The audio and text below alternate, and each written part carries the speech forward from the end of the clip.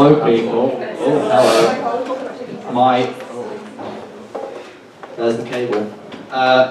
Hello. How is everyone? I'm not doing this. Please welcome your compere to the stage, Mr. David Duncan. Thank you, Eddie. Hello, Lancaster. How are we doing? I'm aware that my voice is already too loud for this microphone. And this cool. We found this out. I'm probably going to knock over everything now.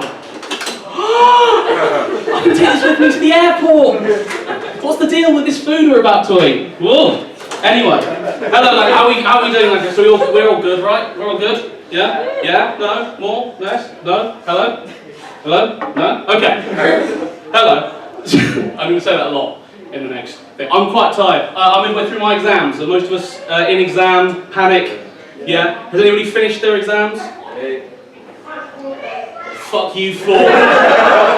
I'm bringing us all together. I'm halfway through my two exams. I'm halfway through. I did one exam yesterday, and it was quite good. It was American literature, post 1900, wrote about black poetry. At one point we were writing. I don't know why that was the specific thing I had to say to you. Not racist, guys. No.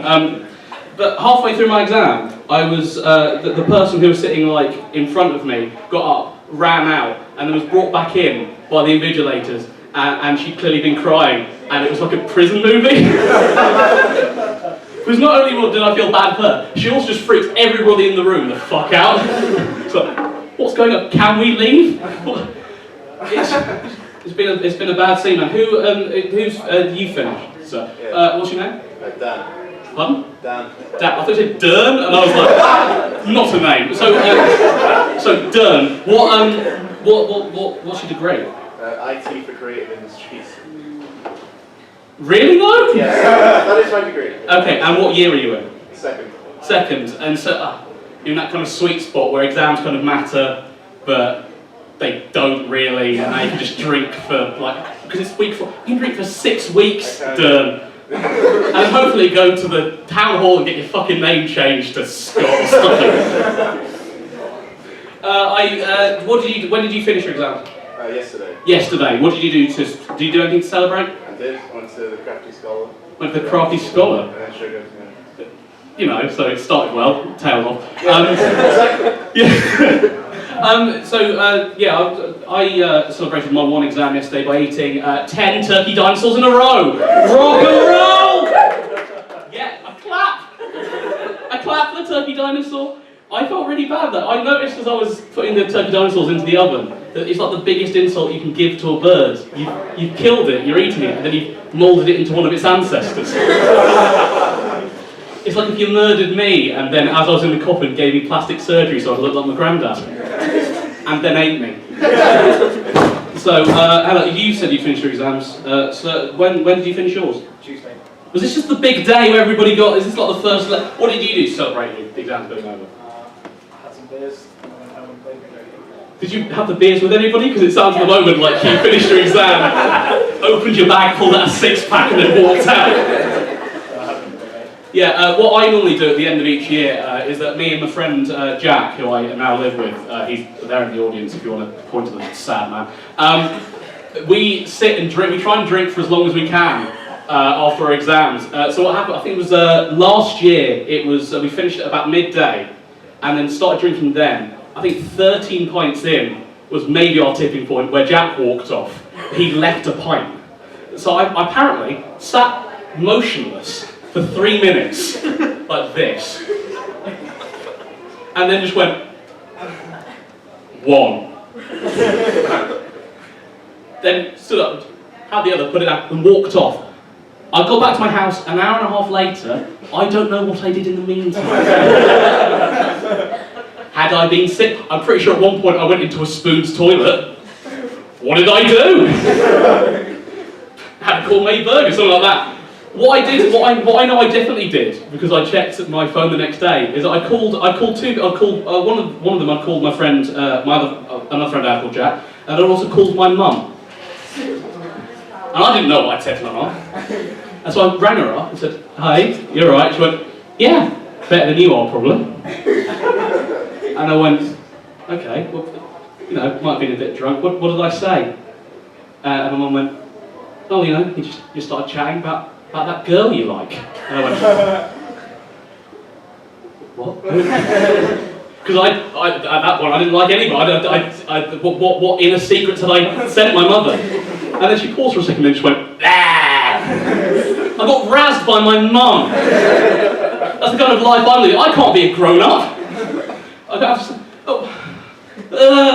Hello, what's your name? I know, actually, fuck, I know you know, I don't care. Hello, madam back there, what's your name? Emmy. Hello, Emmy. Do you have any exams? I finished. You finished as well? I didn't even know that. I go, what's your degree? Theatre. Theatre. What's the exam? We have to... Pretend to be a leaf!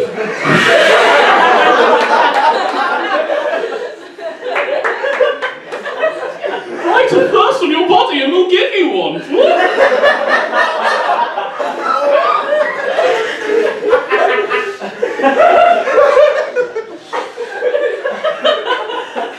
Actually, I just remembered something, because I normally turn up to all of these, right, because I perform in all of these. Yeah, you just realised what this is, haven't you? Right, so I normally turn up to all of these, because I like performing stand-up. One time I didn't, went to go see a fantastic sketch group, Guys Found a Gift Shop. And because I wasn't here, everybody from the Lancaster University Comedy Institute, by the way, they're the people who are doing this gig, go see that show. Anyway, they decided, let's prank old Dave with a series of tasty texts. Right? Now, their method of prankery was to pretend, get the phone of a mutual friend, Rachel, and send me messages implying there was a woman who I'd met in County Bar who was interested in me and wanted to eat wings and shit with me. I mean, first off, I knew it wasn't real, because I know very few women. And secondly, well, the first text was like, yeah, we can go have some sweets, we can go on a sweet, sweet date. I was like, what actual person speaks like that? But then what they did, right, I immediately cottoned on, I thought I'd fuck around with them. Like, first thing they said, like, where do you want to go on a date? I went, abattoir. Classic date, get up at 5, watch a cow die. That sense of fear binds you together. It went on for about 40 minutes of texting back and forth. And I was like, okay, I'm pretty sure I figured this out. Called the phone, don't know why I didn't do that immediately. Someone picked up. I went, hello, and the person went, eh? I went, who is this? And they went, not Rachel. So I knew it was Rachel. And then the trump card was played. Isn't that right, Emmy? Because never really met Emmy. What they decided to do was get Emmy to pretend to be this girl I've been texting, to ring me up, and imply that I'd broken her heart. Oh no, don't you remember me? I went, oh, what? No, I'm so embarrassed. And for 2 seconds I was like, I'm the worst human being. And then I remembered, none of it was fucking real. So there you go, thank you very much. So was my degree worth it for those 2 seconds? I mean, I didn't see you pretend to be a leaf, so who really knows. I'll talk to one last person. Hello, madam, what's your name? Robin. You really, I'm not going to bully you. You didn't trick me through the medium of phones, to my knowledge. Have you finished your exams? Have you started? Not started. What's your degree? True politics. Oh, that's like a proper one. What year are you in? First. I said, they don't even matter as well, that's the best thing. I woke up for my first year exam, I was doing film studies, woke up 5 minutes before the exam, and Jack was there. And the only reason he knew I was there was because he heard from like outside like where our exams were, he just heard me go, because I lived in finesse and ran, and I can't do that. So I was just going, a lot of the first bit of the exam was just like kind of just like scribbles of just like help. I managed to do that on my exam yesterday because it's 3 hours of solid writing, so I genuinely couldn't by the end. I was trying to write the conclusion. I couldn't form the letter P. It was just really sad. I was like, place. What are you trying to learn for your exam? What's specific stuff? You're going to need to know. Principles of liberal democracy or what? The classics! All the good ones. Anybody know any good liberal? The fact I forgot it immediately shows that my exam gone fucking poorly. Anyway, it's very nice to see all of you. Are we ready to bring on my first stand-up act? ladies and gentlemen? Yes. I'm going to need more than just a murmur of agreement. Bit of clapping, a bit of clapping, a bit of cheering. Because I've just seen you put on some shades. Oh, no, not really shades. I cannot see. So, right, we're going to start this off with, I'm going to go for, just because I know you in front row, what we're going to do is to get the energy up in the room, we're going to give you the clap. Yeah, so when I point at you, you're going to clap really loudly, and then that clap is going to spread. We're going to give the clap to everybody. Everyone's going to clap and cheer and holler, and then I can bring on my first act, which is Mr. Eddie Dearden. Are we prepared to do that, sir? Yeah. Okay, so we'll try it now. Right? Trial run. So if I point at you like that, and that goes round, that goes round,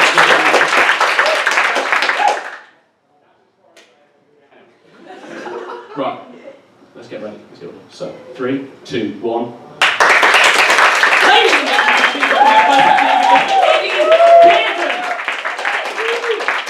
Oh, I got some free shades. I'm just showing them off. I can't wear them because I'm already wearing glasses. Give it a go. Sun shining. No, it's too dark. Sun shining. It's beautiful. The ice creams are running free like wild chickens. So I'm going to talk about death. Specifically, one's first experience with death. Isn't that fun? Now, we all have a first experience with death.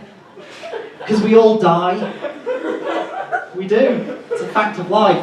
And if nobody dies before you, then good job. Well done. Although it does probably mean either you've got an immortal dog, or you die as a child, so neither's great. Often our first experience with death is a pet's death. A pet's death. We've all been there, haven't we? Fido's popping his clogs. Moggy's swallowed a nail. Somebody's pissed on bubbles. But I mean, a pet's death is kind of like the nice, carefree, stabilizers on way of learning to deal with death. Because it's very sad, but you can buy a new one. Well, I don't think I've got a very good attitude to pet death, though. My first pet, Stripe, was a gerbil of the stripy variety. And I couldn't wait for him to die. He hated me. And all because I abused him physically and mentally. Let things go. One time I was playing with him and I tried to pick him up and he bit me on my finger and wouldn't let go.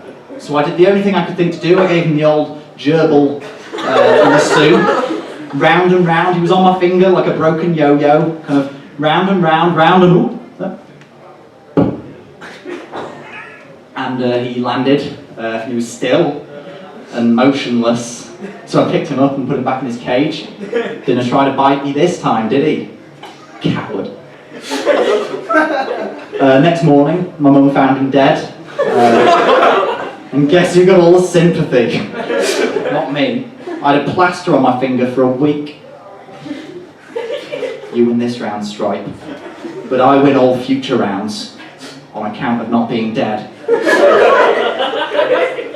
After Stripe, I got some rats, Dmitri and Nikolai, named after famous chemist Dmitri Mendeleev, and a man with the name Nikolai. Rats are wonderful creatures. They're intelligent, they're playful, they have humongous testicles. Humongous isn't a word, but I've made it for rat testicles. They're massive, they're like meaty boulders. And they have the ability to retract them into their body when they feel threatened. They were never threatened around me though. Always hanging free. Balls bouncing off my body. It was wonderful. Until one day I was playing with Dmitri and he ran off and I tried to grab him, but I grabbed only bollock. And he turned and bit me and I looked at him man to man and thought, I deserve that. You don't grab a man by the balls. He never forgave me. From that day forward, his cage was next to my bed, and every night he'd pick up his own poo and throw it at me through the cage. And I'd just lie there, lying in bed, a brown hailstorm descending upon my brow, thinking, yeah, I deserve this. He died shortly after. Of unrelated means, I didn't kill him. But he died, and this time I was sad, unlike Stripe. So I built a coffin for him with my bare hands. But I forgot to take account of the fact that the tail would succumb to rigor mortis. So I didn't build the coffin big enough. So I kind of had to drill a hole in the bottom of the coffin and just kind of slide him in. He was like a wooden lollipop. To be honest, I don't think I was sad enough about his death, really. It was quite funny. The lollipop bit, not the death, that was sad. But to be honest, it wasn't that sad, because he lasted exactly as long as Pets at Home said he would. Like, if he'd lived less long, then, I'd have been asking for my money back. But any longer, and I can only imagine Pets at Home would have come round and shot him in the back of his little head. Because a life estimate is not to be broken. And I think he died at a good time, because he died before I got bored of him. Some animals live ages, like dogs, some of them live like 18 years. How can you love something that long? And kids, they last fucking ages. I predicted when I was going to die in primary school, like you do. I thought, this tomato can have an expiry date, why can't I? And I don't remember what the date was, but after that date, I'm gone. And if I'm not, Pets at Home can come round. Put a bullet in my skull. It's all good. And when that day does come, I'll go to heaven, and maybe I'll meet Stripe, and I can throw him down to hell where he belongs. And then as I'm falling with him, falling down to hell, I'll feel a little ratty claw grab me by the bollock, and I'll think, thanks, Dimitri. I did deserve that. Thank you very much. I've been edited.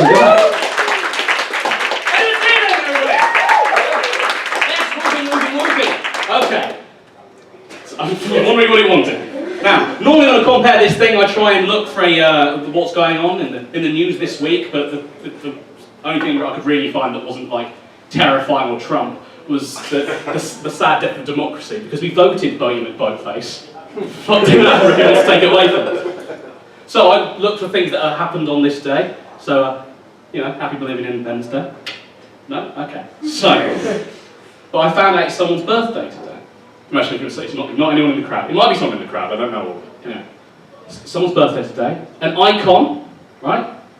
A superstar, a massive figure in his field. One of the best. One of the best.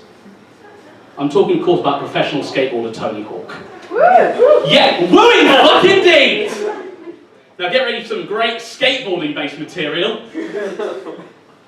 Did not write any skateboarding-based material. Oh fuck. Hey, what's your name? Sam. What job do you do? I don't make a public job. Ah, good job you're not part of the daily grind. Pun one. Hey, hello, what's your name? Lila. Hello, Lila. If you're gonna fight somebody, what would you do? I would kick, flip, way in front of two. Right. Hello. Right. What's your name? Luke. Is it not Ollie? Classic. There you go. So that's all my skateboarding.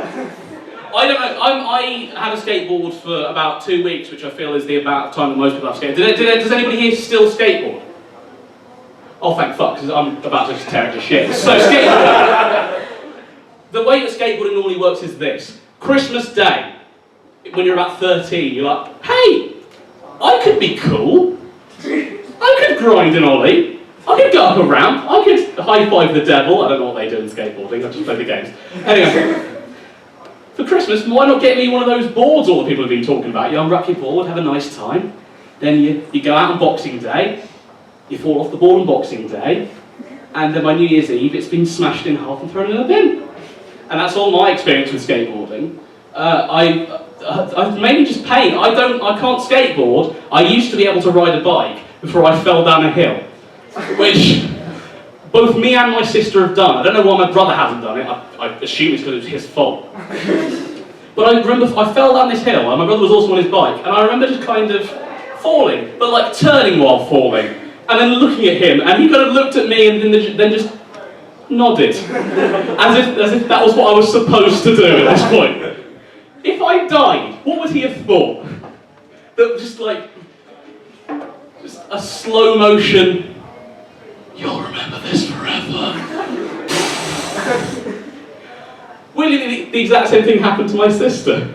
We're a very violent family, you know, because Easter was, I'm trying to get most of a compare, because I've not been able to do this comparing business for like the whole year, right? Because the first one I was supposed to do was week 10 of this term, of the week 10 of, week 10 of this term, week 10 of first term, and then God hated us, and we all flooded everything.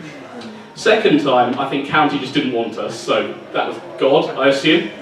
And so I'm here now, so I'm going to talk about Easter for a second. Right, me and my siblings, right, we used to have an Easter egg hunt in the garden, right, go around, look for eggs, all that kind of stuff. And we've been banned from doing it for like the last 3 years, because every single time we did it, it would descend into what can only describe as a free-for-all fight. No eggs, just my sister punching me in the face. The last time that we did it, my mum, apparently, in her own words, looked out of the window to see my brother tackle me here and my sister tackle me here, and we just go, wah! Still warm chocolate though, so that's what I've got. Man, oh, did any of you used to play the Tony Hawk skateboarding video game? Yeah, 3 people. Oh, those sails. My favourite bit was when you could unlock Darth Maul, because he had no business being there. He didn't skate in this film, and plus he was evil. What business did he have? I wish there was that video from behind the scenes of him and Tony Hawk hanging out. Hey dude, what kind of tricks do you do? Because he's silent in the film. Good one around that. Because there was him, and I'm pretty sure one of them there was like, I want to say like Donald Duck, or that reminds me, there was a video game that came out called Sonic All-Star Racing Transformed, I think it is, where you play as various characters from the Sonic universe, and you like drive around in a car, which is weird first off because Sonic is anyway. So you have all these characters from Sega. So you have Sonic, somebody else from Sega, and then one of the people you can drive as is actual human woman Danica Patrick. But she's not a cartoon version of Danica Patrick. She's real racing driver and legend Danica Patrick, racing Sonic the Hedgehog. There's a chance that, because she'll get a copy of that as like a free thing, and if one of Danica Patrick's, like, let's say it's 40 years in the future and Danica Patrick has passed on peacefully in her sleep, and one of her kids finds this copy of this game, this Sonic the Hedgehog racing game that she's never opened, and he'll think, oh well, clearly this meant something to Mum. I wonder what this says about her. And he puts it into his Xbox 90, and he presses play, and there's his mum racing Sonic the Hedgehog. R.I.P. Is that peace, or are you just watching a fucking hedgehog go around? I don't know why I didn't write that. Did someone just... I was patting my leg. I thought you clapped that. That was fucking weak at best. So I don't know why you did. Okay, let's get on to my next track because I've rambled on enough. Right, I'm going to. Hello. I'm just going to need you to clap for this bit. I'm not going to say. So, are you prepared to do that? Okay, so we're going to bring on my next track, which is Hannah Wesson. So we'll just start it as soon as possible. Go.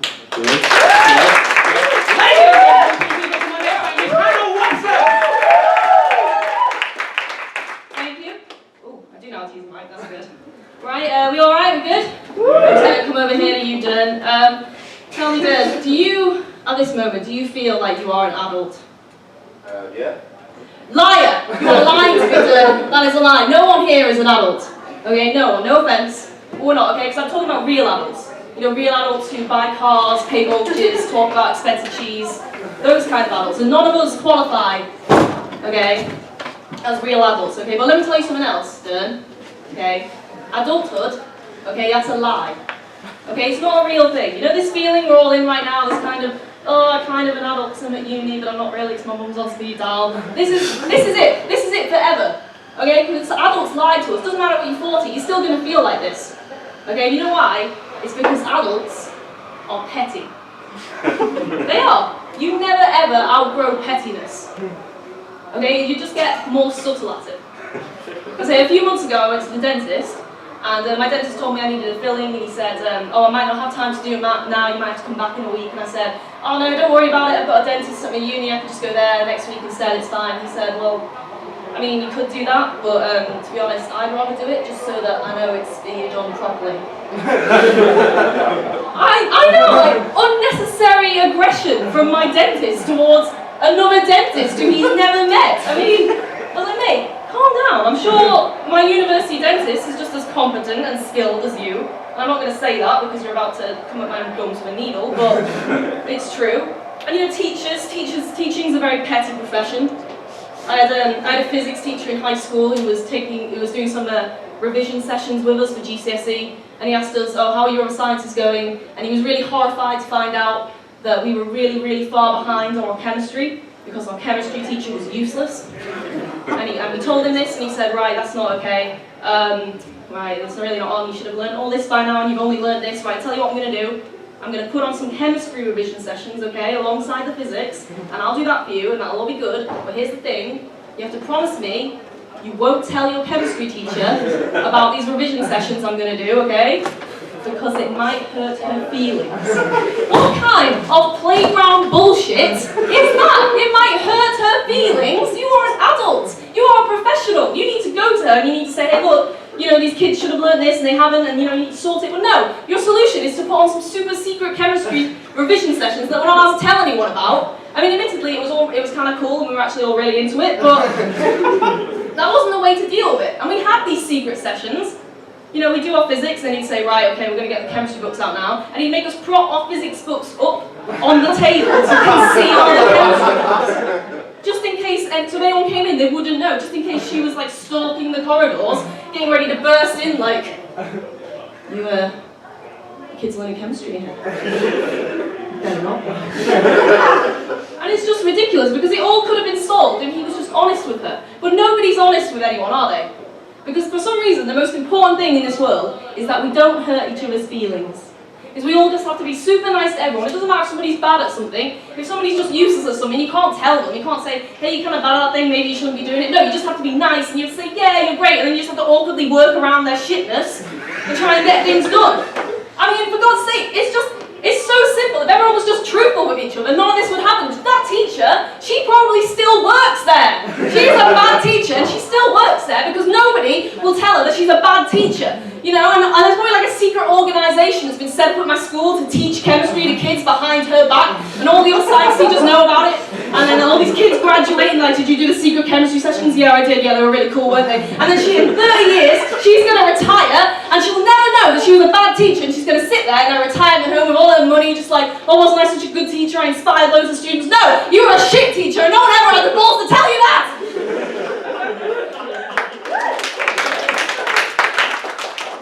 I still got an A though.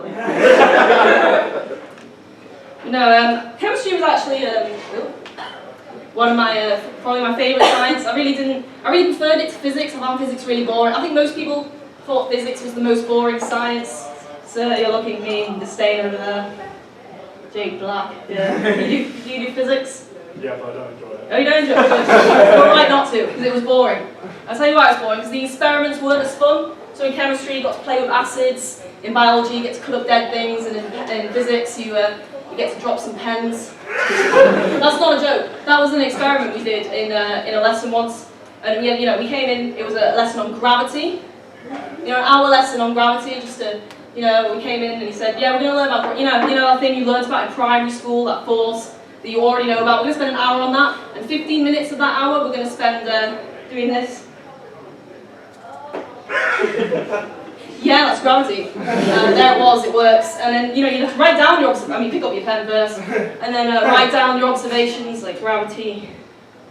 It worked. And that was an hour. And I just didn't understand why, because it wasn't like anyone was going to leave that lesson. Like, it's the weirdest thing. Before that lesson, whenever I dropped a pen, it would just kind of hang there. It was, and it's just like, we didn't know about gravity. I mean, it's not like, it's not like throughout our entire lives it was just like, "Oh, what are we doing tonight, Mum? Oh, well, we were going to go to the cinema, but then your brother just kind of floated to the moon, so we're not doing that anymore." And to be honest, that pen dropping experiment probably wouldn't have gone on for as long as it did if it wasn't for the fact that our physics teacher was quite fit. Yeah, you're all thinking the wrong things and you should be. I've been doing some more adult things recently. Like, not those, yes, those adult things, but not the adult things I'm referring to. No, I had to go get my car serviced. Sounds that's a grown-up thing. Come on. I mean, my parents were still involved. My mum texted me to tell me, hey, you need to go get your car serviced. And then I had to call her to ask her what that meant. and ask her how I go about that. She said, you need to call and book an appointment. I said, okay. So I called a place in Lancaster and said, hi.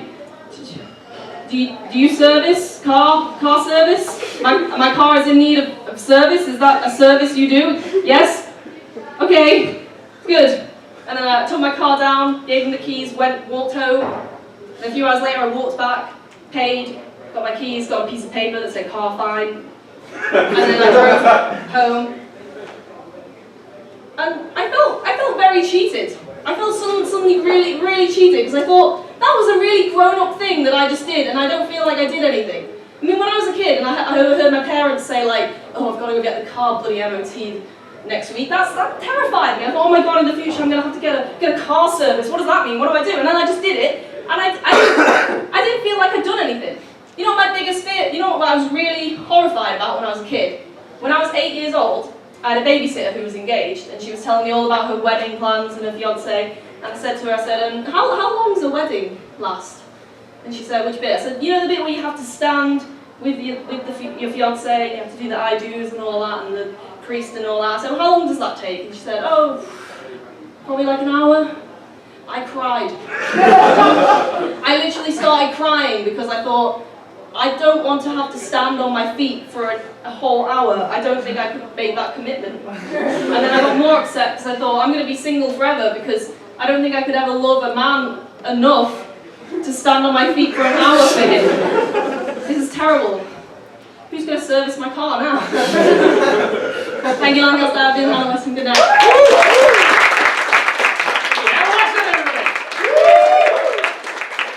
Having talked about physics for my physics GCSE, the first page was a picture of a man skiing, and the question was, Bob wears a helmet to protect his head. Bob is going down a hill at 2 kilometers per hour. Why does Bob wear a helmet? And I just wrote, so we'd stop asking this question over and over again. I haven't talked about school there for a bit.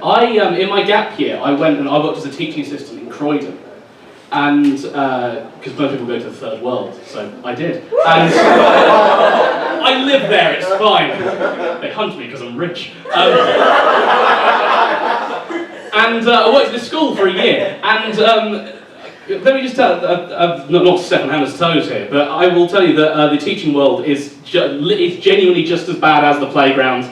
There's people getting off with each other, people hating each other. Mainly they just hate you, just the children. I was in a science lesson, and one kid went to me, "Sir, is a tree a plant?" I don't know if you ever considered open slapping an 11-year-old, but it's not great. I'll actually ask you. No, I haven't spoken to you. Hello, Luke, was it? I know you. Anyway, hey Luke, did you enjoy school when you were there? Kind of. I mean, not to discuss specials, were you bullied at school at any point? Yeah, but... Yeah, when you were bullied, were you also teaching at the school at the same time? And you don't know me, sucker! Boom! One of the kids bullied me. He was called Eamon, and once I walked into a lesson, I don't know, the name Eamon get a laugh. Yeah, typical Eamon, always bullying grown men. I walked into a lesson, he went, "Yeah, sir, you look like a real ladies' man." And then I had a girlfriend at the time, but there was no way of me just kind of like saying that without seeming like either petty or creepy. Yeah, whatever, Eamon, got a girlfriend and we mac all the time. Here's a photo, fired. It was the end of this whole, I don't know what I'm thinking you got into. There was one of the kids slapped me once. Ask me during the break. Anyway, so we've got we're going to have about a 10-15 minute break, and then we're going to have some improvised comedy, some improv, a single whoop, which hopefully you'll all enjoy more than that. It's very good. We're all very trained, all that kind of shit. So what's going to happen is 10-15 minute break. What's happening next Monday is we've got Ian Sterling and Liam Withnail coming, and they're both fantastic comedians. Ian Sterling's been seen on Russell Howard's Good News, and Liam Withnail has a jean jacket. So, I'm assuming assured they're both. I know they're both very. I know it's his brother. But how good is the jean jacket? Have you seen it in real? Oh shit!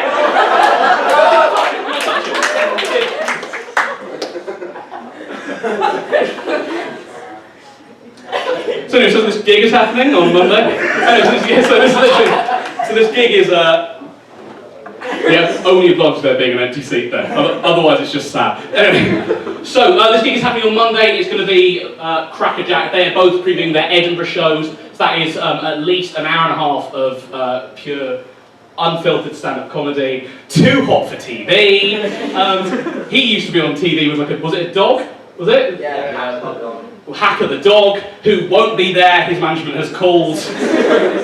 Hackers in rehab, it's actually quite sad. But anyway, so tickets are £6 pre-book, £7 on the door. I will tell you, as someone who's been to his fair few Edinburgh festivals, this is an absolute steal. So if you'd like to book tickets, Hannah is booking, she's bookery, but they're on sale for the rest of the next 3 days, I imagine.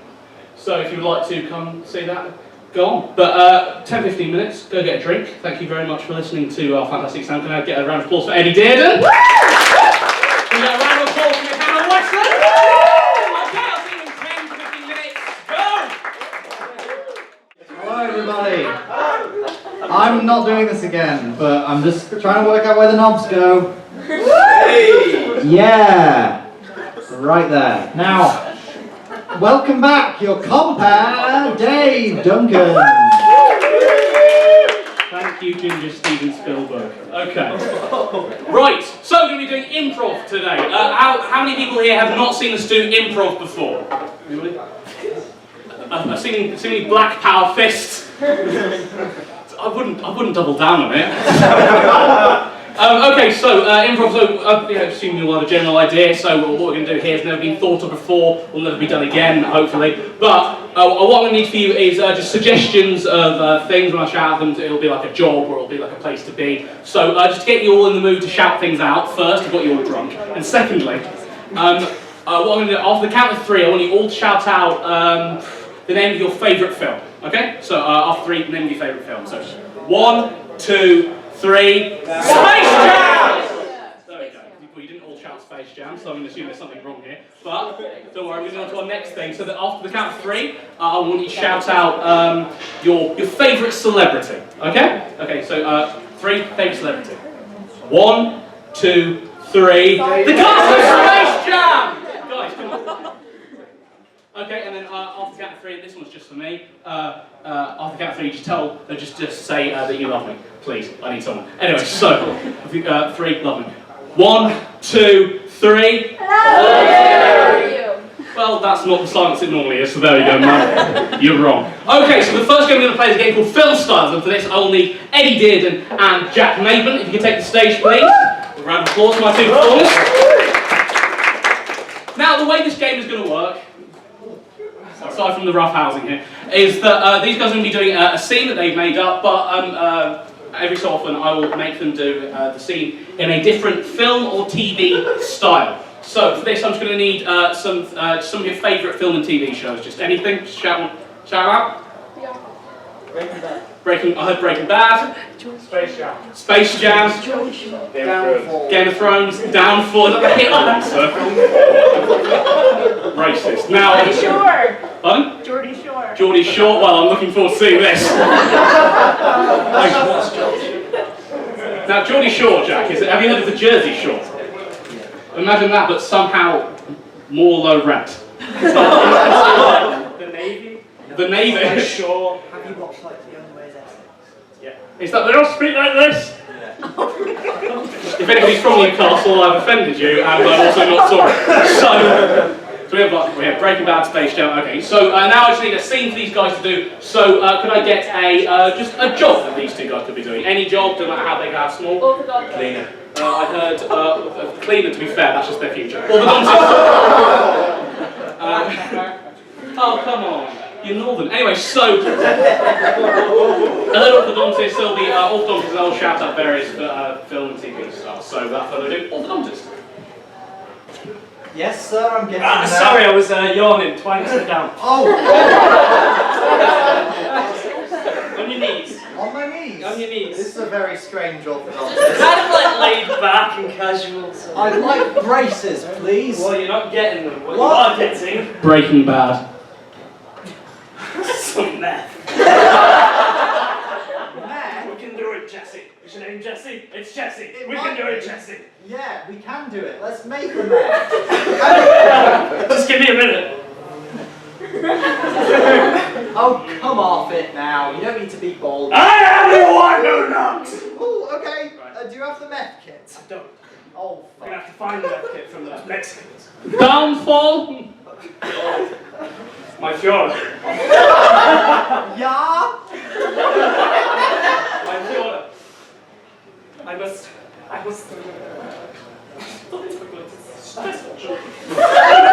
thought I must remove one of your teeth. What? Yes. Why must you remove my tools? We are losing the war and you suffer from plaque. Shit! I'm doing Sorry, it! my fjord. I'm sorry. It's okay! It's okay! It's not okay! You suck! Now go and kill yourself or something! Should I turn the gas on? Oh. Space Jam. Space Jam. Space Jam. Hey, Bugs. I'm Michael Jordan. I'm Michael Jordan. This actually helps. And I've been looking at your teeth, Bugs. So I'm not a fan. Well, I'm a bunny, and I can't remember how he talks! Hop on over here, Bugs. Okay! Oh! I'm the doc. Doc! The doc. Oh, Doc! Okay, let's have a look at it. They're quite big, but that might be... That's because I've been eating too much Space Jam! It's sugary! Geordie Shore. Why Iron Man? Let's like get leathered. Well, first you have to give me that brace, like... I'll give you that brace, but my you know... teeth are all over the place! I'm a short one, good. Doc, yeah, I love that! Just like, where's the camera? You wanna... Yeah. No! Oh, come on, after this, we hit Sunderland! Well, yes, something you like totally mess it up. That's nearby! Let's just get your tooth out. And Say I! No, that's my job! say I'm sane. Get off. Cracking accent work there. Only white. You went like Jamaican, Irish. I'm a racist. That can't be the theme tonight. Okay, the next game we're going to play is called Should Have Said, so Jack needs to get back up, he's in this. Jack is with Jordan, if we could get a round of applause for Jordan. Dear God, he has some fans in. So the way this is going to work is, again, these guys are going to be doing a scene, but when I say the phrase should have said, they will have to change the last thing that they said. So for example, Jack, how have you been today? I've been okay. Should have said. I've been like a warm tub of cheese. Should have said. I've taken a shit in your bed. He lives with me, so I'm concerned that this is true. Okay, so for this, I will just need a crisis or a situation for them to solve. Doesn't matter if it's big, like there are no ducks, or small, like there's not a single duck. Anyway, so just any kind of situation, just shout one out.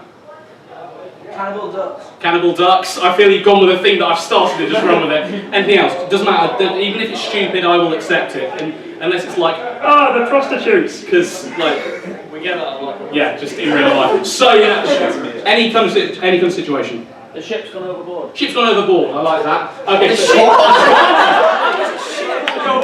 Alright, Jack.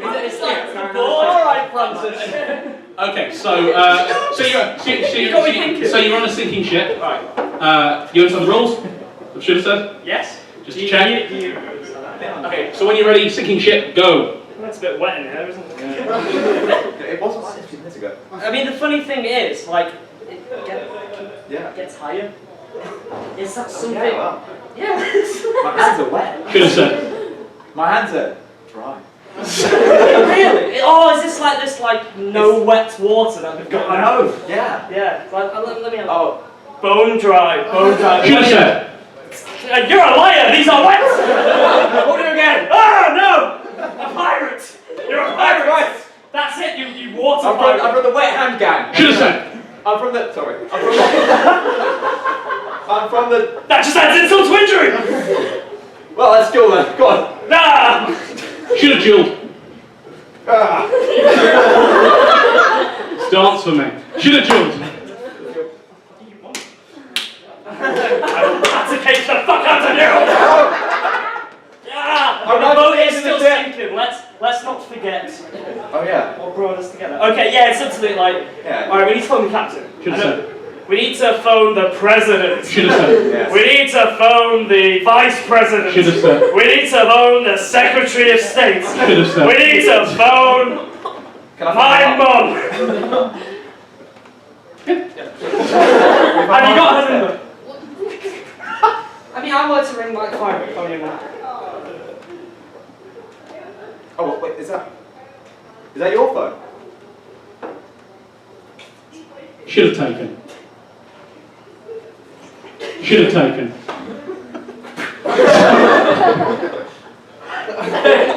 Mum? Yeah, it's happened again. It's happened again. No, I'm not seeing her anymore. I'm seeing, there we go. Get off the boat! Okay, we're now going to play a game which is called Right Way, Wrong Way. For this I will need Hannah, I will need Jordan, I will need Jake Black and Georgia Newmarch. If you can take the stage, please! Now the way she's going to go, we're going to split to two teams. Hannah and Jake are on one side and Georgia and Jordan are on the other. Now what this is going to be, it's going to be a step-by-step guide to just achieving a certain kind of goal. So, but when we do this, Hannah and Jake are going to show the right way to do it, and then George and Jordan are going to show the wrong way to do it. So I need something that can be done in like a multi-step process, like putting together a wardrobe or something. Just an ordinary everyday thing that you like, look up a wiki out for. I found one that was like, how to find love, and it's the saddest thing. Didn't work as well. So, just any multi-step process. How to service a car. Have service a car, make an omelette, cleaning a bath, sir, please. I like your omelette idea. I'm going to go with that. So, how to make the loose. Okay. Presenting for all of you today, the Lancaster University Comedy Institute Guide to making an omelette. Step 1. Decide on what kind of omelette you'd like to make. The right way. So what did you want to I was thinking, first of all, can we have ostrich eggs? Can we have any ostrich eggs? I think they make a much bigger omelette. Yeah. Yeah. Like more powerful. Yeah. Serve more for people. And mushrooms, because vegetables, so it's healthy. And tomatoes, Yeah. fruit, so doubly healthy. Yeah. Doubly healthy tomato and mushroom omelette. I think we can get those ingredients. And now the wrong way. Right, I've got the eggs, made them myself.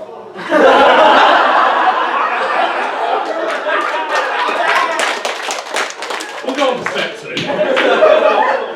Next, go to the supermarket and buy the ingredients that you'll want for such a tasty treat. Okay, so do you remember the shop? I did. Because we do things right. Yes, we do. Okay, eggs. Yeah. Uh, They're ostrich. no, they're not. Good eye, my man. Free range ostrich eggs. Yeah. To be honest, I think it might be illegal to buy ostrich eggs in this country, but free range sounds good, so. And while I wonder what those two's relationship in this scene is, the wrong way. Right, here we are then, Alfred's, so. What do you want then? Well, you're so good at making eggs. What else can you make? Fine now.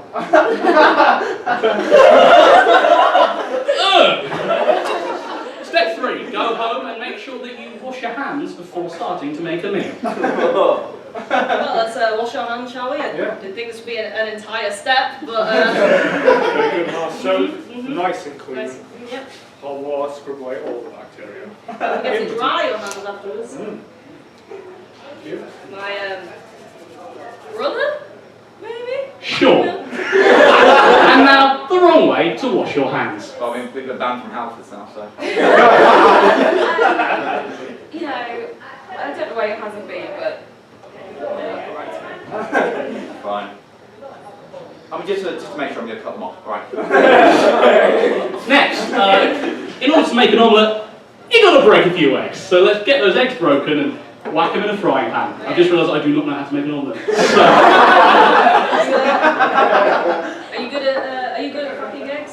Yeah, but I've never done an ostrich egg before. I'll give it a go. Okay, well, how about I tap it gently with this knife? Make a That's little really dip. right, No. Shing! Yeah, works. Well, actually, this time I'll put the frying pan under that before I do it. Somehow this was the right way to do it. The wrong way to break open an egg. Do you have a frying pan? Oh, you need one of those. Yeah. Can we just do it now? You just, like, you know, do this in the oven. With the egg on the face, you know. I guess we can hold our hands up. Yeah. Cooking hobo style, baby. Now, for the next step, chuck that thing in a frying pan with the other ingredients. I'm going basically off a hazy member of Saturday Kitchen, and watch that bad boy cook. The right way. Yep, mushrooms, tomato. You don't like either of those things, do you? No, but I mean, I'll just eat it, this it's is fine. Yeah. It's funny how you're helping me make my omelette. That's great. I like our sibling relationship where you do things. We do that. Yeah. Creepy. Now, and the wrong way. I think I want to eat it raw. But, Shall I just shove it in your mouth? yeah, go on then. Well, that's gone past the last step I was going to do, which is eat your omelette and appreciate a job well done. Well, I'll just have this because you don't like mushrooms, do you? Yeah, I'll just. Yeah. I mean, it's good. It's good. Oh, yeah. And the wrong way. Well, I feel a bit bad because he give you anything. So, you know, like. I just do some of this, don't I?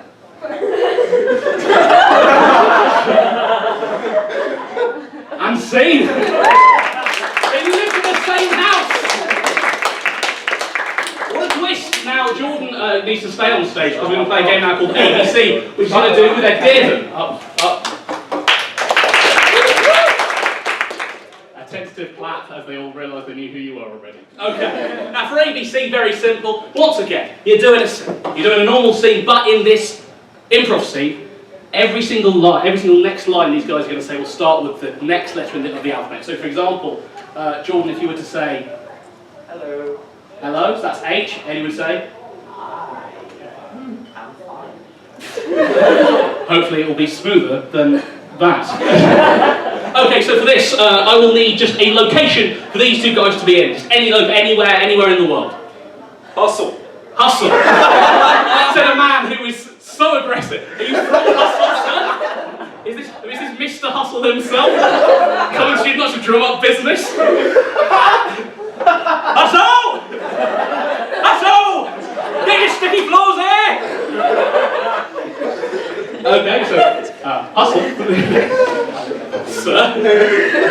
You've never been? I can imagine. Imagine a nightclub. I've been to a nightclub. I'm not here to talk to you. So, you're going to be a hustle, and then I just need a letter of the alphabet for these guys to start from. Just any letter of the alphabet. P. P. P first, so you're in hustle, you're starting with P. Go. Pal, I'm so glad we came to hustle. Quite a lot, yeah. I'm just. I wasn't going to go out, but things took a turn, and you kind of dragged me here, so you tied me up. Really swinging here at hustle, isn't it? With its hustle music and its hustle times. Say that again. The problem with that is, I'm slightly restricted in what I can say. But I can express the sentiment. Understandably, I'm still interested in where I can move, because the floor's so sticky, am I right, guys? Restricted, but not in upper body moves, which is where I excel. Wow, where did you learn those moves? Xerxes' the lab dance moves. He was the funkiest Persian king of all. You don't say. God, I can feel his spirit going through my body right now. Zounds. I feel the king of dance's spirit flow through me.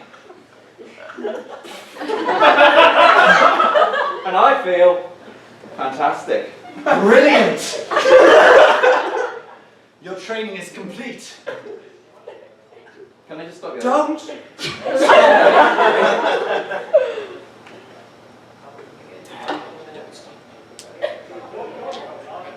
Everybody needs training. And there's no shame. For what?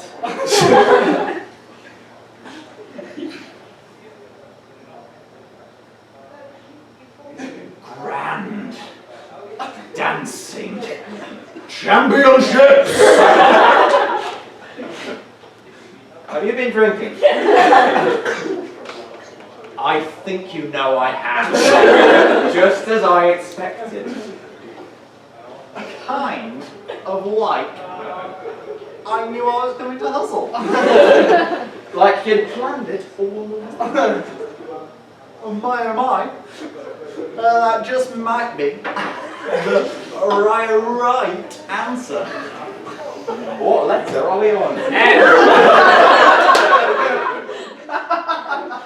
Anybody would agree. Anybody.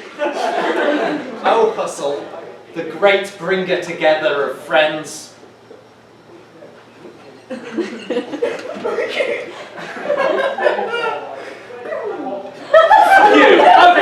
it. Mr. Hustle, did we do your club service? Yeah, let's go, mate. I expect payment. Later. Did you just change your voice to seem more threatening? Oh. I feel like you went Scottish to seem more threatening. Scotland, fucking scary place by the way. I was in Edinburgh once, and it was 6 in the morning. I was going to get a coach back to London, and I was walking along, and then I saw a dead pigeon being eaten by a seagull, and the seagull looked up and then turned its head towards me, and we locked eyes for longer than I feel we should have done. And that bird was definitely the alpha there. I ran from that seagull. But whatever. Anyway, we're going to do our next game. This next game is called Mary Berry. I don't know why, because it has nothing to do with it. I will need Jack and Jake on stage for this. Now, the thing with Lucy is that we're not just, idiots who like to play make-believe. We're also very, very highly trained actors. Isn't that right? Do drama face. Close enough. So, what's going to happen now is Jack and Jake are going to do a serious scene for 30 seconds. And after 30 seconds, I will clap my hands and it will turn into a scene that's a little bit more light-hearted. So, I just need an example of a serious scene. It doesn't have to be depressing. It doesn't have to be a funeral. We've had enough time to play this. I've been to enough fake funerals in my life. Just a serious scene for these two to do. Job interview. Hamlet. Best man speech. I feel like neither of you knows Shakespeare enough well enough to do Hamlet, so... Action of the Crucible. Are you promoting a show, madam? You do it at the end. You do it at the end after Jean Jacket has had his say. Now, okay, so we'll do. I'll do a job interview. I feel. Okay, so job interview. 30 seconds. I'll clap my hands and it gets set. So without further ado, go. Oh yeah, thank you. Sorry. Well, I'd rather sign. So what skills should you have? I think I'm committed. I think I've got experience as you see. I've got great results at university. So I just think I'm the right person for this job. Right, so... I'm sorry. I think I just came in my pants. Let me check. Yeah, definitely come. Is it a what? Or... I just want this job so badly. This is going to be exciting. Just calm down, we'll get you through this. Thank you. Sorry, it's my first time. You're so hot. I mean, you're so boss-like. And it's just going to be... First person, it's like a compliment on my look. It's all... It's running down my leg. That seems to be quite a problem. Would you like a napkin to clean it off? I'm guessing this happens all the time. Oh yeah. Yeah. I mean, My mate Eddie used to work here, actually, in the chicken ranch. He also did a degree at Chicken University. Probably not to tell people about what I went on in the ranch. Look, okay, I'm just sorry, alright? I'm just sorry. I got a bit nervous and Like yeah. the chicken. I've not even met a chicken yet, and I was really excited for that bit. Yeah, most people are. It's like the more I speak, the worse this sounds. I feel. Yeah, a lot of people, as soon as they see the chicken, it's just... It's the eggs. Get out.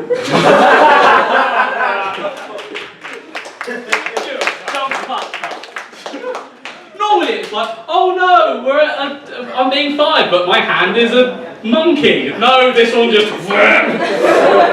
Okay, we're going to play a game now called Three-Headed Expert. For this one, we'll need Jake, Jordan and Georgia to come together. Now, in this game, no clap for you. Don't do it out of spite. Right, so in this game, Jake, Jordan and Georgia have merged together to become one person who I'll now call Jordan, Georgia. So now Georgia is an expert at a certain field, and then when I ask Georgia a question, each head will speak one word. So for example, if I was going to say, how are you today, Georgia? Great. I'm great. We'll see how this goes. Now, Georgia is an expert in a certain field, but what are they an expert in? Any subject. Shout it. If you can shout it, I don't think. Working at an ice cream shop.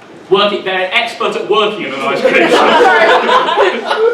No, I've got it. It's the first suggestion we got. So you're an expert at working. So I'm here today with Georgia, who is an expert at working in an ice cream shop. First off, very nice to meet you. What would you say that your favourite flavour of ice cream is? My Favourite. of Ice. Cream. is Chocolate. strawberry. So you mean Neapolitan? No. Right, this is most unheard of. So when you're serving people, what would you say that your most popular flavour of ice cream to serve is? I Like. People. and Serving. Right, I feel like you're not answering my question, which is fine. But what would you say the best-selling kind of ice cream is? the Humans. Sorry, are you telling me that one of the flavours you offer in your ice cream shop is human?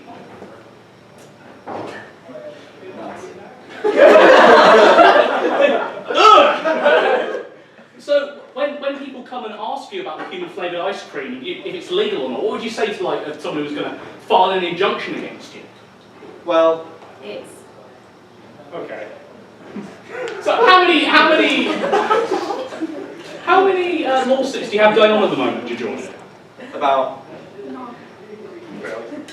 Which is what happens to the people who threaten to sue you? they Ice cream. So you're saying that if this interview doesn't go well, I'll also be ice cream? yeah. Yeah. Yeah. Shit, guys. Okay, we'll on this breakthrough, we'll just end on this. If you were to describe yourself as an ice cream flavour, what ice cream flavour would it be? The Human. Well, that's your order, everybody! A horrifying three-headed.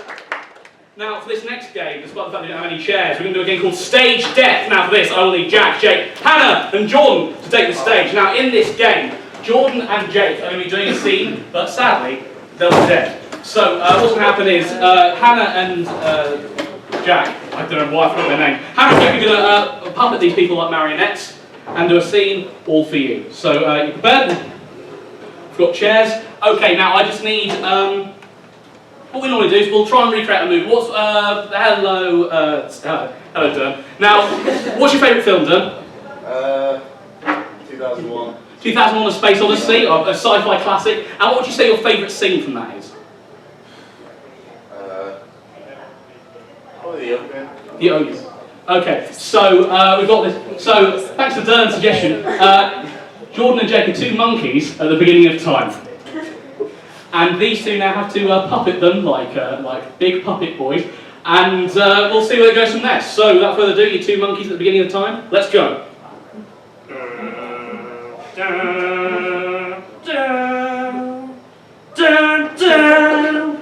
What are you doing? Oh my god, I've learned how to speak! So am I! Ah! How weird is this? Play with your arms! Okay. Oh, what's this on the floor? It is a bone. What kind of bone? It's a monkey bone. I know. They've come again. The evolved people. I know. It's. We're gonna have to fight. I know. It's terrible. We're gonna have to fight the evolves. Absolutely. Here, let's train now together. Jesus fucking Christ. Jesus fucking Christ. Right. Okay, dude. Alright, so you're ready to pump some weights? Yep. So we can fight the evolved? Yeah. Like. Oh, Christ. Ugh. Maybe we should practice fighting on each other. Yes, absolutely. Okay. Come here. Right, but you know, as friends. Because You're a really great guy. Yeah. Touch me, bro. Oh, Touch man, me. Yeah. Yeah, Dude. monkeys. Dude, Yeah. I would Awesome. eat fleas off you any day, man. You're a great guy. I'd eat fleas off you. You can be my flea man. Oh, yeah. Okay. Well, anyway, back to fighting. Oh, man, you got me. Oh, no. You're much better at fighting than I am. I know. I reign supreme. I'm gonna have to sit down. Now. No, I'm just gonna stay here. Yeah, where you belong, Yeah. bitch. Oh, hey, there's no need for that. Oh, there is a need. I There's am no the need for that, mighty. man. The mighty. We're working together here. Unless you're working for the evolves. Do not upset me now. You accuse me of that? No, I'll never go to space. No, yes, you will. They're always trying to send us into space. Oh, God. You know we die there, right? What? They don't come back for us. If you go to space, they leave you there. That's what happened to my That doesn't seem very fair. I'm angry again and want to fight someone. I'm too weak to fight. No. Take that, you need. And scene. Did that live up to it, Dern? Yeah, I always felt the thing was one thing better than Stanley Kubrick is a bunch of sweaty 20-year-olds. That makes it sound like I'm on the computer all the time. Recreate 2001 with sweaty 20-year-olds. Don't know what that voice is either. Should I just go back to Geordie?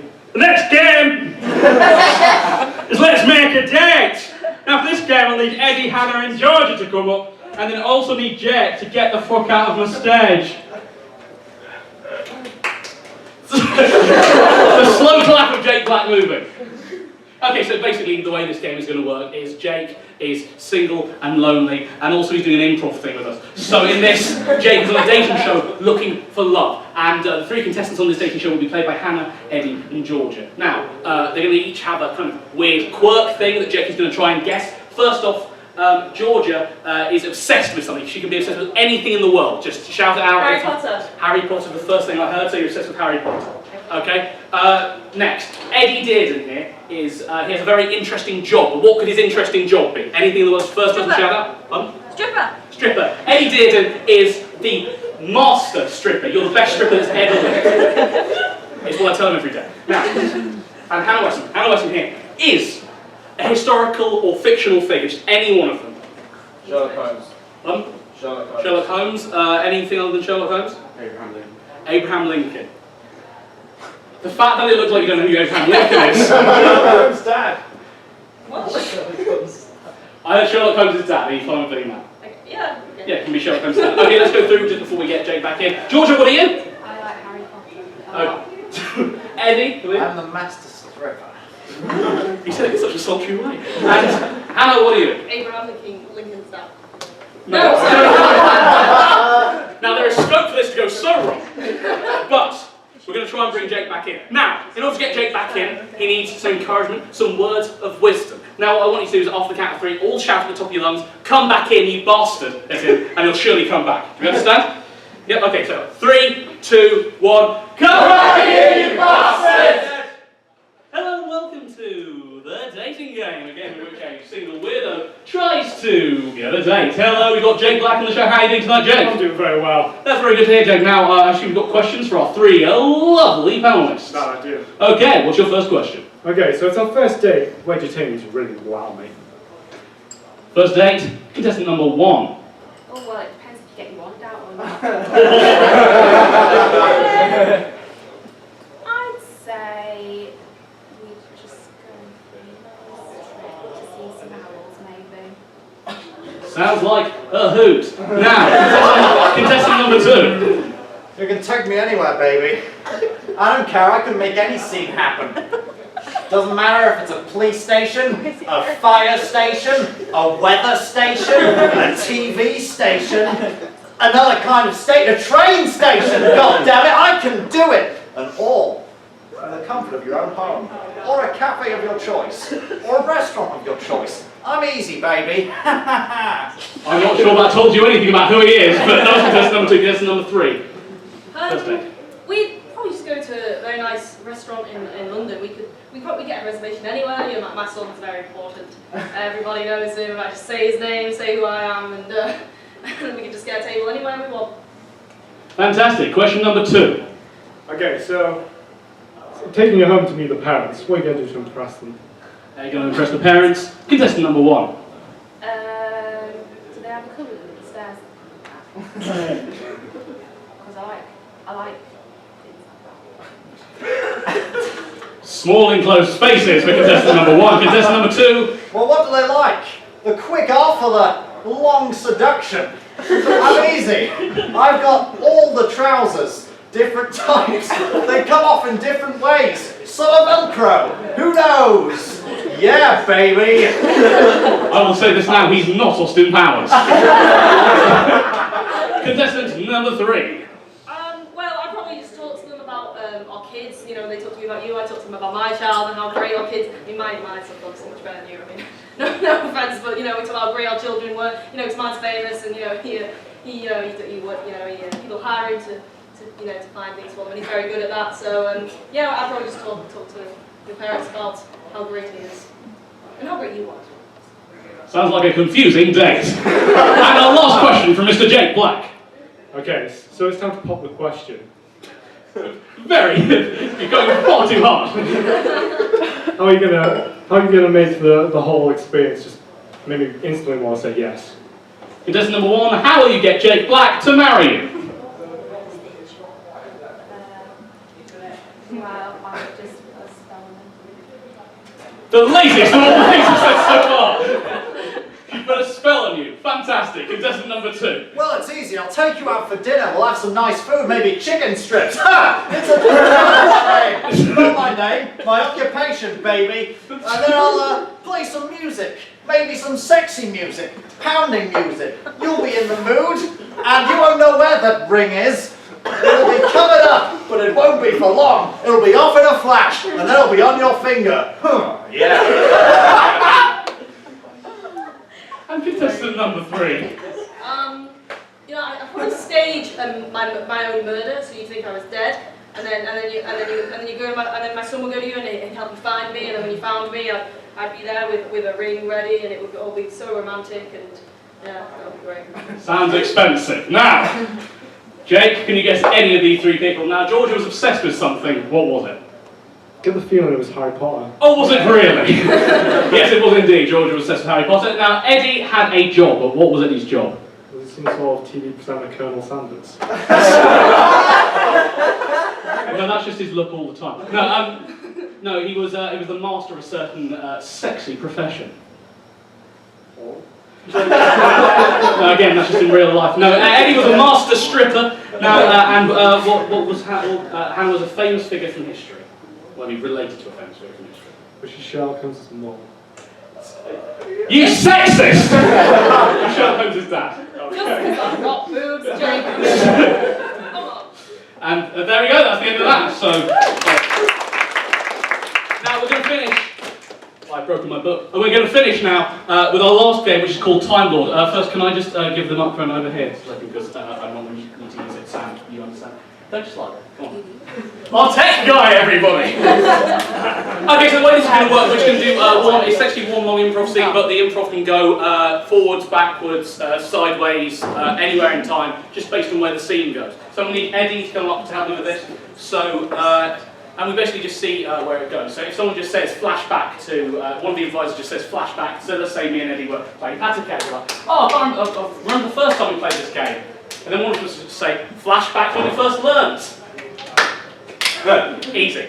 So, all we need to do to get started is just a single word. So just any word from the English language. Balloons. Balloons is the first word I heard, and the only word that was shouted. So, I'm going to start with the word balloons, and we'll try and make some kind of improv world. Balloons. Balloons, get your balloons. So this is a graveyard. I know, but sometimes people want balloons to spice up the occasion. Do you want some balloons, sir? No, this is my great aunt. Oh, that doesn't matter. It's just that you've interrupted the priest. Oh, he won't mind. I do!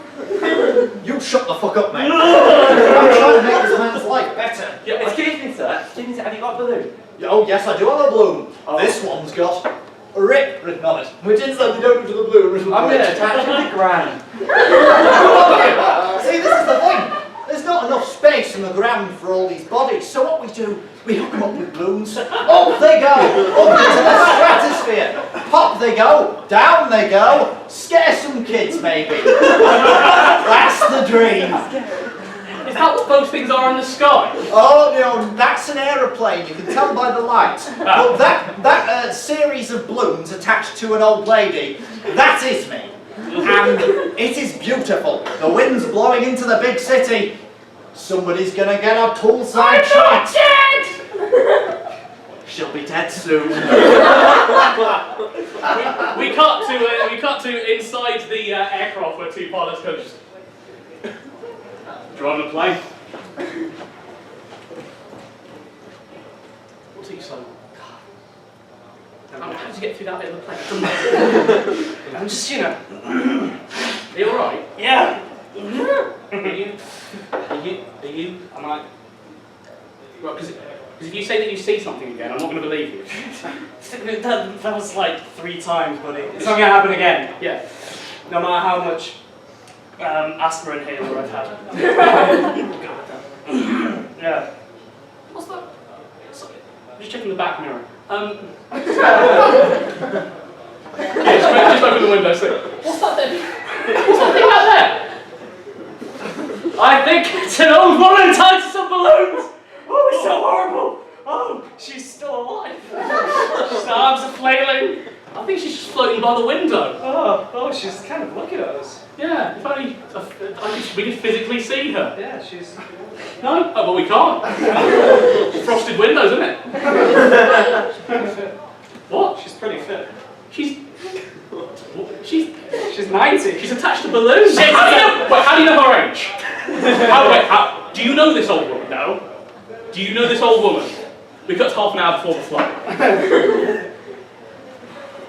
Okay, so we've got a number of different funeral options. We could bury her, we could cremate her. Yeah, I'm doing a plane thing. Get your balloons! Get your balloons! Oh! I've got a funeral arrangement for you. I'm interested. Tie up a few helium balloons to your loved one and watch them soar. Right. I mean, I'm concerned. She's clearly not dead. And invisible. Balloon ambush! What? Balloons! So do you want some balloons? Yes! Get off me! That is the best thing I've ever done. I'm a pilot. And you'll fly like she is. God bless you.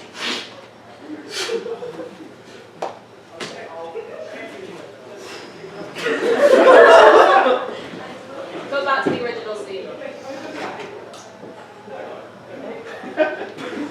So do you want some balloons? Yeah, sorry, just looking at this, Grandma loved the room. She did. Yeah. But luckily I have a red blue and blue roux. It's French for balloon. When did you learn French? I learnt it in balloon school. Yeah, go on. Now, the word for balloon is... Sir, you are 25. Stop coming to this class. Sorry, I've been having the helium from the balloons, and I fell on my knees.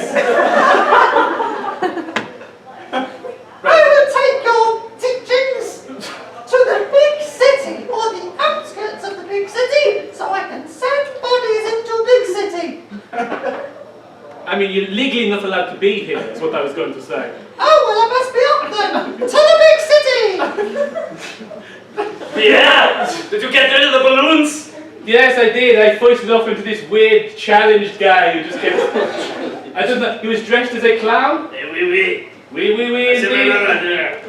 I think I'm having a stroke again. Isn't it weird to be a Bolton Bolton? It is a bit And weird. yet you both have this accent. It is like a pizza cake. Are we both having a stroke right now? I think we are. Cut to me and Jack's funeral. We're buried together. Dust to dust, ash to ash. I mean, they didn't ask to be buried together, but I can only assume. What is this? Who are you? What are you doing? No! It's what they would have wanted. These are my corpses! He taught me at balloon school. No! Do you want some balloons? No! Well, you're getting some. No! Off you pop!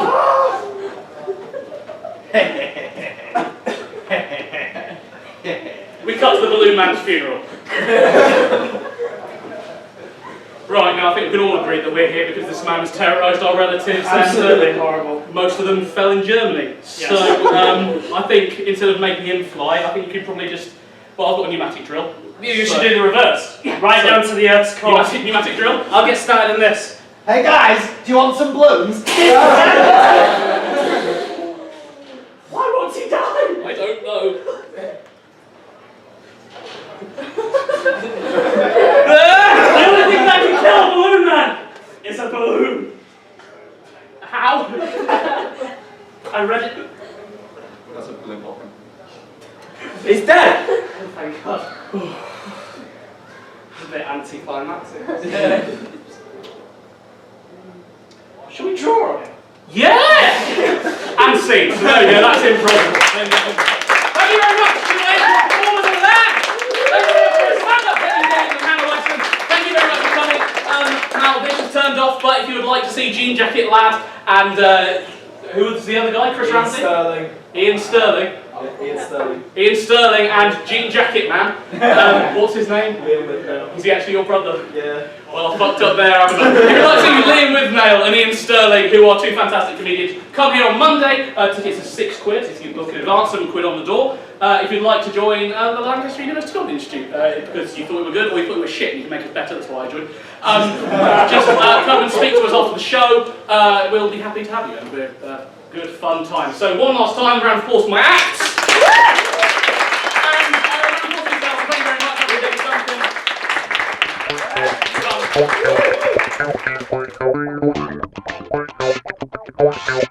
Duncan.